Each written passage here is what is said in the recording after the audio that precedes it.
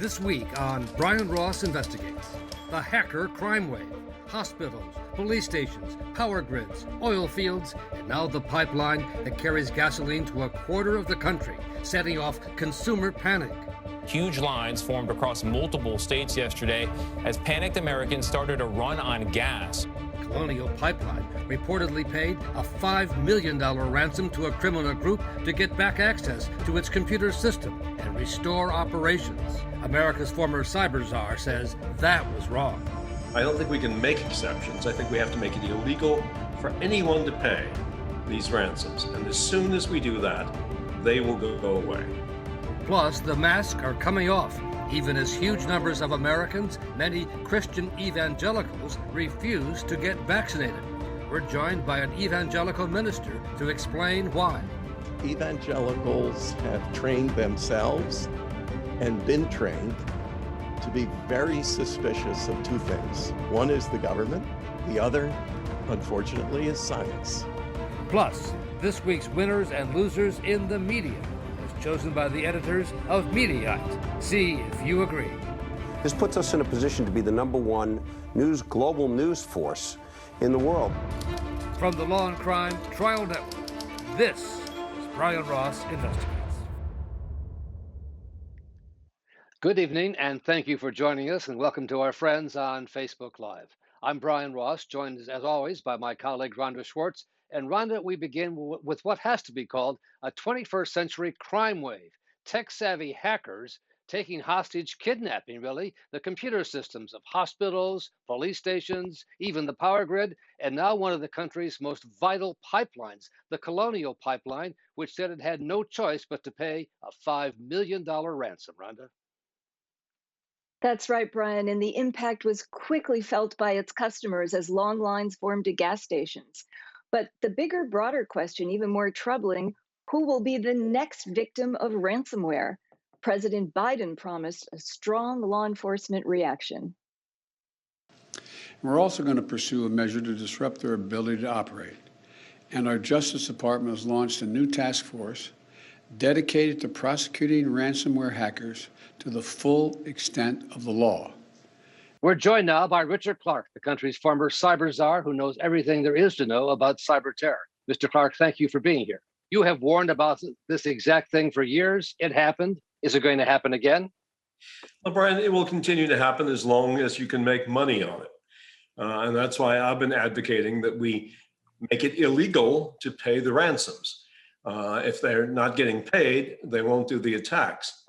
Now, the criticism I've taken for this proposal is that there are some things that need to be restored instantly, like hospitals, and that hospitals should be allowed and other things should be allowed to be exempt and to be able to pay the ransoms. I don't think that's a great idea. I think what instead we should have is a public-private partnership task force that when the hospital is hit, swoops in and gets their essential services back online quickly. I don't think we can make exceptions. I think we have to make it illegal for anyone to pay these ransoms. And as soon as we do that, they will go away. In the case of Colonial, they reportedly paid some $5 million. What was it they feared would happen? That the hackers would somehow blow up the pipeline? Well, I don't think the hackers threatened that, although they clearly were in the system, so they could probably have affected the controls. The problem that Colonial had was it didn't know what was in the pipeline, at what section of the pipeline. They didn't know who they were going to bill for it. They couldn't get paid for it. So there was a monetary interest that drove a lot of what Colonial did. In addition to which, they wanted to get online as soon as they could. They were under pressure from the White House to get back online and start pumping again. But if they had appropriate backup systems, they could have just brought down the backup, mounted that, and gotten running again.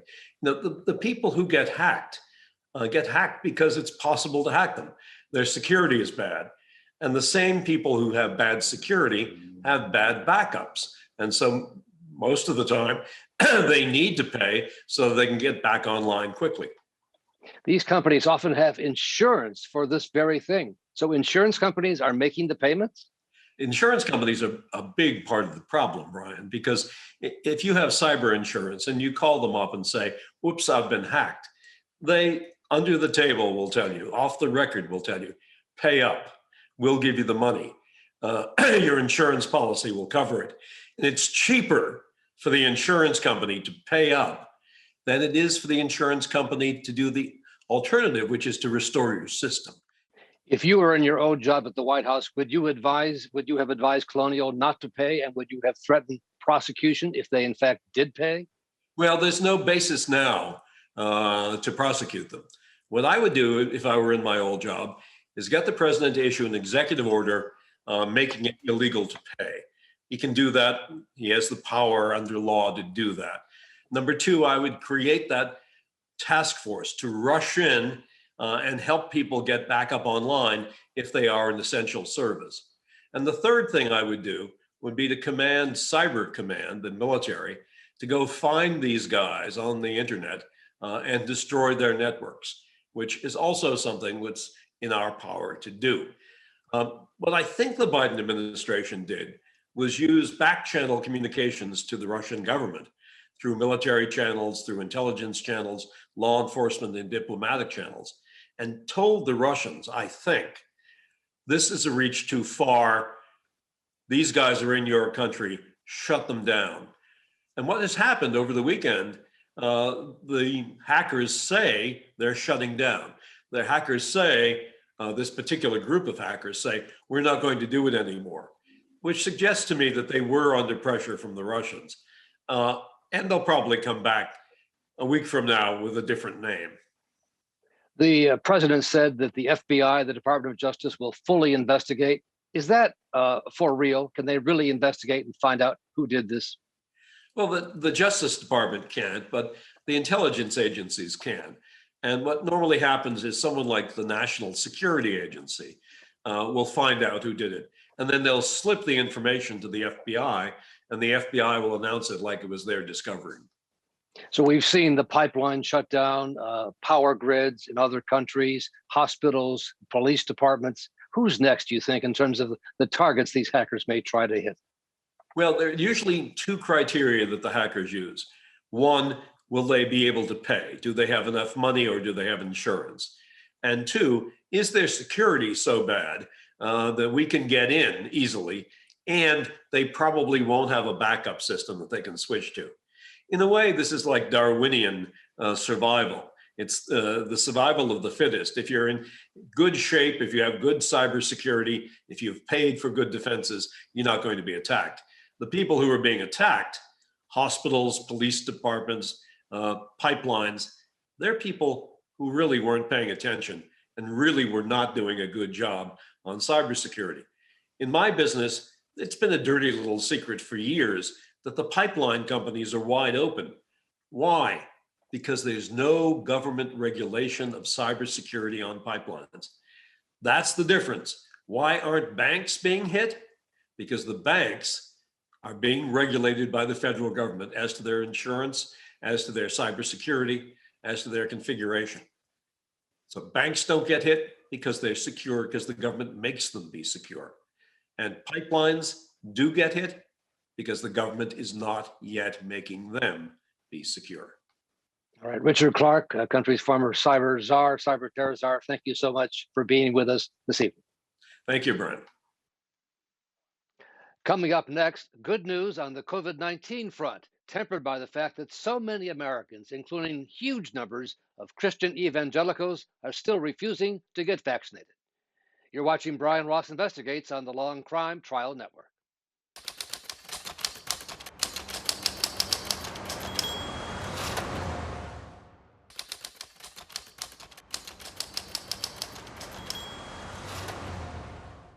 There is good news at long last this week on the COVID-19 front.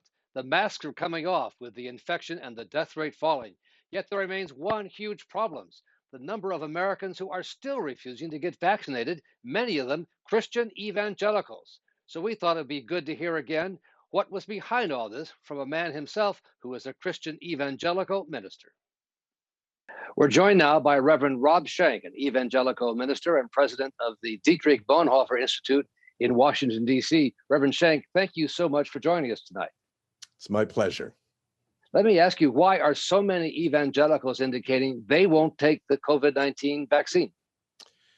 Well, there's both a simple answer to that and a very complicated one. I'll spare you the latter and go to the more simple explanation, and that is that evangelicals have trained themselves and been trained to be very suspicious of two things. One is the government. The other, unfortunately, is science. And both of them come together in the vaccine. Now, complicating even that is the political atmosphere, because American evangelicals, particularly white American evangelicals, have been highly politicized. There are times when it's hard to tell an evangelical from a hard right political conservative and vice versa. So you put all those things together and you get a perfect storm of opposition. We've seen some evangelical ministers raise the question of the mark of the beast. COVID-19 vaccine versus 666. Is this the mark of the beast? Should I be vaccinated? Should you be vaccinated? Should you be crying for the vaccine? What is meant by that? What's the fear? Well, again, this goes back to a certain interpretation of a series of passages in the New Testament, particularly in the book of Revelation, the final book in the New Testament that speaks to many of the future. And in the future, there will be this world government run by a global dictator who will, among other things, persecute what we would term Bible-believing Christians. And one of the ways he will persecute my community in this interpretation is that we will refuse to take the mark of the beast, this symbol of allegiance or devotion to the dictator. And lately it's become the idea that it might be a microchip, that's inside the formula of a vaccine. You're pressured or maybe even ordered by government to submit to taking the vaccine. Therefore, you are forced to become a devotee of this false prophet and world dictator. So, this becomes a kind of fantastical conspiracy that's really quite modern. What do you say to that? Well, a couple of things. One is I remind them that it's God who speaks to us through the prophet Isaiah and says, "Come, let us reason together, says the Lord." He invites us to engage with him reasonably. That reason is an attribute of God. So this kind of fear, this inordinate, uninformed, almost paranoia, is not reasonable. Reverend Schenck, one of the other arguments put forward by some evangelical leaders, and it's totally false as best I know, is that the vaccine's based on fetal tissue. It is incumbent upon the body of Christ to step up and speak out against the use of our tax dollars to create anything made from aborted fetal tissue. And that is raised a lot in my community. If you look at the data and again, the science and inform yourself, you'll see that's not true of, some of the formulations. There are distant connections, but again, this gets into a question of Christian ethics and the question of the greater good. So if there is a way for us, even if you consider abortion evil or a bad thing, it is happening. It is occurring. And the net result of that can be turning what we consider to be something, deleterious or immoral, you can turn that to something good. Reverend Schenck, when you challenge some of these theories, these beliefs, you get blowback from evangelicals, your fellow evangelicals? Oh, I've been called a heretic. I've been told that I've been turned into an instrument of Satan. I've been threatened physically. But again, here I sound like the preacher, I'm sorry that I am. Jesus said, rejoice when people speak ill of you, because they're really going after me, because you represent me. As an evangelical, my job is to represent Christ, not myself. And he says that we're to take care of our neighbors. Let me ask you finally, what would it take to persuade the evangelicals who have been so resistant to the vaccine? Can they be persuaded? What would it take? Well, I wrote a memoir about my own journey from the hard Christian religious right to the place I am now, which I think is much closer to the message that Jesus came both to proclaim and to model for us. And I called it Costly Grace, an Evangelical Minister's Rediscovery of Faith, Hope, and Love. So I take people back to what is the most loving thing we can do for our family, our friends, our fellow church members, the communities we live in. Well, it's very simply this. We can help save their lives by stopping this virus at ourselves. And one way you can do that is by being vaccinated, because you stop the progress of the virus and its mutations that are so threatening to your neighbors and to those you love, to your parents, your aging parents, to your own close loved ones, maybe to your pastor who may be older. There's all kinds of ways you practice love, and one way is to stop this virus in its tracks. Reverend Rob Schenck, thank you so much for being with us here on the Law and Crime Network. Thank you. Coming up next, this week's winners and losers in the media. What's going on at Jeopardy? You're watching Brian Ross Investigates on the Law and Crime Trial Network.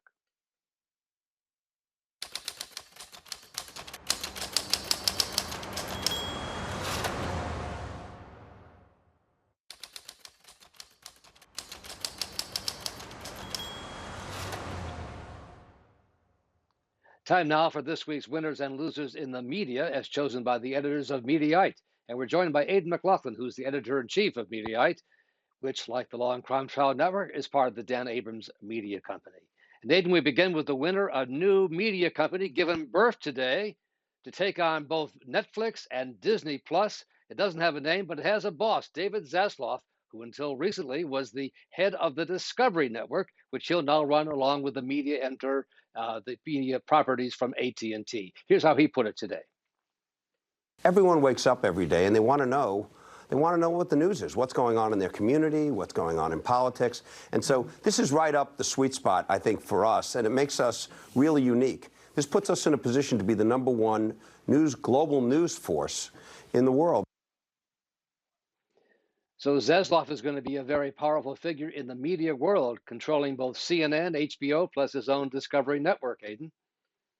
That's right. So I'm just going to give you a little bit of the background here to give you an idea of how this came to be and how David Zaslav came to control this new media company, which is, as you say, going to be incredibly powerful.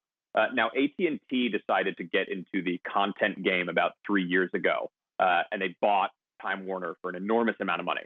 That allowed them to acquire CNN, HBO, Warner Brothers under this media property that they called Warner Media. Now, 3 years later, AT&T is selling off that media company. They clearly no longer think that it is valuable to them, and they're spinning it off, and it's being now merged with Discovery, which is run by David Zaslav. That leaves CNN in a really interesting spot. Obviously, that is our focus at Mediaite, is what the fate of CNN is going to be now. Jeff Zucker, who is currently the president of CNN, had said that he was going to step down at the end of this year. Now that CNN and Warner Media is being merged with Discovery to make this much bigger new company, which is probably going to have a lot more of an interesting power dynamic than just Warner Media and CNN did before. That could be enticing to Jeff Zucker to stay. And in fact, there were a lot of reports today hinting that he might be staying on with CNN and with this new company in a broader capacity. But ultimately, we do know that it's going to be run by David Zaslav, who is an executive who's been running Discovery for some years.